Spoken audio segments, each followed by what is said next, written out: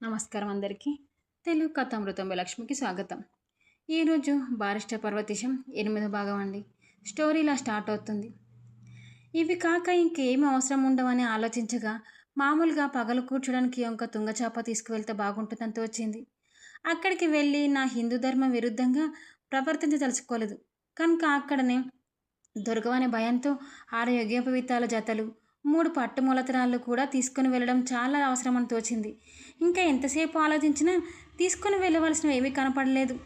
ఇదంతా చూసి కొందరు చాదస్తంగా కనపడవచ్చు, కానీ వెళ్ళేది దూరదేశం కదా, మరి ఏ చిన్న వస్తువు మర్చిపోయినా అక్కడ ఇబ్బంది పడవలసి వస్తుంది.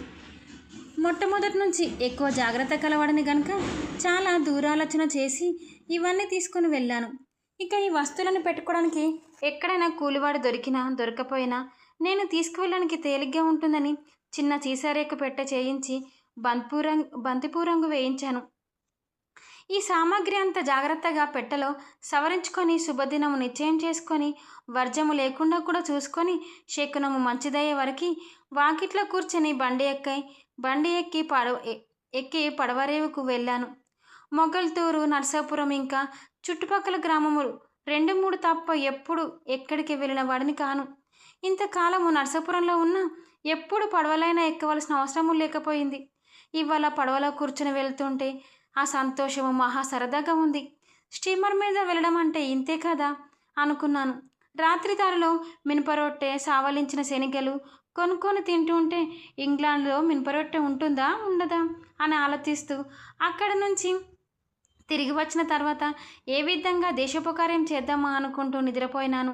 తెల్లవారేసరికి పడవ నిడదవోలు చేరింది. మెలకువ రావడంతో నేను తలపెట్టిన మహత్కార్యము గుర్తుకు తెచ్చుకొని దీర్ఘ విశ్వాసంతో అక్కడ నుంచి పడవ దిగి త్వరగా స్టేషన్కి వెళ్ళి అక్కడ నిలబడ్డా. ఒక పెద్ద మనిషి సంబోధించి టికెట్ ఇవ్వండి త్వరగా అన్నాను. ఏమిటా హడావిడి, ఎక్కడికి, ఏ రైలు ఎక్కాలి అని ఆరంభించాడు ఆయన. నేనెక్కడికి వెళ్తే ఎందుకు ఆయనకి, నా వ్యవహారం అంతా ఆయనతో చెప్పితే నాకు గుట్టంతా బయటపడుతుందని ఆలోచించి సరే ఇదంతా ఎందుకులేండి, ఇప్పుడు టికెట్ ఇవ్వండి త్వరగా ఇప్పించండి అన్నాను. నన్ను ఎగదిగా చూసి టికెట్ ఇచ్చి ఆయన ఇంకా రాలేదు, కాసేపు ఉండమన్నాడు అక్కడ. కొంచెం సేపు తర్వాత ఆయన అక్కడ వచ్చినట్టు తెలుసుకొని టికెట్ ఇవ్వమన్నాను. ఆయన కూడా ఎక్కడికి అన్నాడు. చెబుతానులేండి, టికెట్ ఇవ్వండి ముందు అన్నాను. ఏమయ్యా ఈ ఏలప్పుడు ఏ ఊరు పోతావయ్యా అని అన్నాడు. దగ్గరున్న వాళ్ళంతా నవ్వడం మొదలుపెట్టారు. ఇది ఎక్కడయ్యా, వాటి నాటపురం మాదిరే ఉండావే, నువ్వు ఎక్కడికి వెళ్ళదో చెప్పకపోతే టికెట్ ఎట్టా ఇచ్చేది నీకు, పో అయ్యా, బుద్ధి లేదు వాడిలా ఉన్నావు, వాళ్ళంతా కాచుకున్నారు అని కేకలు వేశాడు. దగ్గరున్న వాళ్ళంతా నన్ను మందలించారు. ఈ రైలు చాలా దూరం వెళ్తుందండి, చాలా చోట్ల ఆగుతుంది, అందుచేత మీరు ఏ ఊరు వెళ్ళాలో చెప్తే గానీ ఆ ఊరికే టికెట్ ఇస్తారు అని ఒక పెద్ద మనిషి నిమ్మలంగా హితోపదేశం చేశాడు. ఆయనకు చెప్పిన మాటలు నాకు సబబుగానే ఉన్నట్టు తోచింది. అందుచేత టికెట్ ఇచ్చి ఆయనతోటి చెన్నపట్నం వెళ్ళాలి అని చెప్పాను. చెన్నపట్నం వెళ్ళాలి అని చెప్పేసరికి ఆ కర్రెళ్ళ చేసి, ఎన్నయ్యా ఇది, ఈ పొద్దు ఎక్కడ వచ్చావయ్యా, వట్టి జంతువులే ఉండావు, పో అయ్యా పో, జల్ది పో అయ్యా, వాళ్ళంతా కాసుకున్నారు, పొమ్మంటే ఏందయ్యా అట్ట మూతి పెట్టి చూస్తున్నావు, పట్నం బండి సాయంత్రం వరకు రాదయ్యా, ఇప్పుడు దాకా ఎక్కడైనా పండుకొని తుంగయ్యా అన్నాడు. నా దగ్గర వాళ్ళంతా నన్ను అవతలకి తోసేశారు. పోనీ కొంచెం నిమ్మలంగా కొద్దిసేపు తర్వాత మళ్ళీ వద్దామని వెళ్ళాను. రైలు కాబోలు గంట కొట్టారు. అప్పుడు మళ్ళీ పట్నం బండి ఎప్పుడు వస్తుంది అన్నాను. సాయంకాలం అన్నాడు ఆయన. అలాగే సాయంత్రం దాకా ఉండాలా, నాకు చాలా తొందరగా పని ఉంది అన్నాను.